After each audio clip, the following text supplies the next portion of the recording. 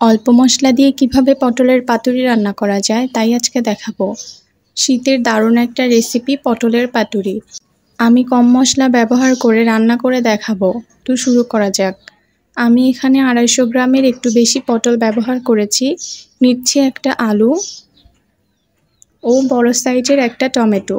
এখন আমি পটল আর আলুগুলো কেটে নিব। আমি পটলগুলো এইভাবে কেটেছি, পটলের চোকলাটা এইভাবে ছিলেছি। এখন চুলায় একটা কড়াই বসিয়ে দিব। গরম হলে দিব অল্প পরিমাণে তেল। তেলটা গরম হলে দিব কেটে রাখা পটল। এখন দিব সামান্য পরিমাণে লবণ। লো হিটে আমি পটলগুলো ভেজে নিব।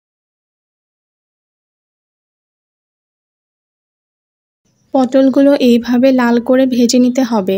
এখন পটলগুলো উঠিয়ে আলুগুলো দিয়ে দিব। সাথে দিব সামান্য পরিমাণে লবণ। ভাজার এই পর্যায়ে নামিয়ে ফেলব।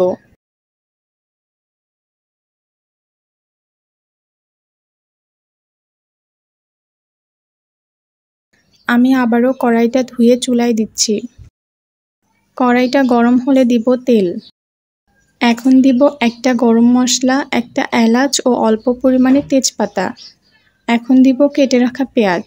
আমি এখানে মাঝারি সাইজের 2টা পেঁয়াজ নিয়েছি। এখন হালকা ভেজে নিব। এই পর্যায়ে দিব 1 টিস্পুন আদা বাটা, হালকা নেড়ে দিব পেস্ট করে রাখা টমেটো পেস্ট।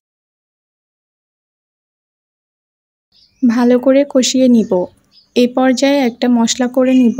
একটা বাটিতে দিব 1 টিস্পুন লবণ, 1 টিস্পুন হলুদ, 1 টিস্পুন মরিচের গুঁড়া ও 1 টিস্পুন ধনিয়া গুঁড়া। এখন সামান্য পানি অ্যাড করব।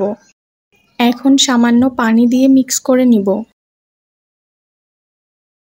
তৈরি করে রাখা মশলাটা দিয়ে দিব।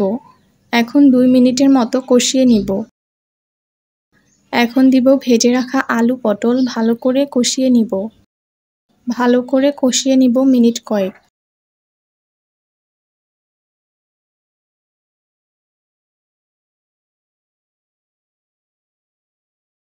সামান্য পরিমাণে পানি দিয়ে ঢেকে দিব।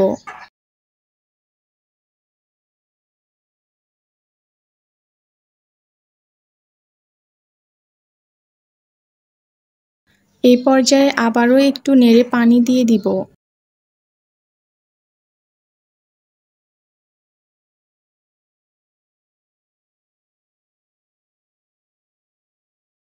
এখানে আমি বেশি পানি অ্যাড করব না। পানিটা ফুটে আসলে 1 টিস্পুন জিরা গুঁড়া দিব। দেন নেড়ে নামিয়ে ফেলব। হয়ে গেল পটলের পাতুরি। সবকিছু একেবারে পারফেক্টভাবে সিদ্ধ হয়েছে। শীত তো চলেই আসলো। এইভাবে একবার পটলের পাতুরি রান্না করে খেয়ে দেখবেন।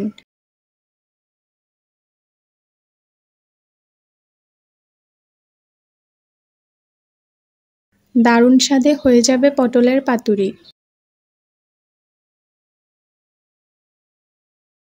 ভিডিওটা দেখার জন্য ধন্যবাদ।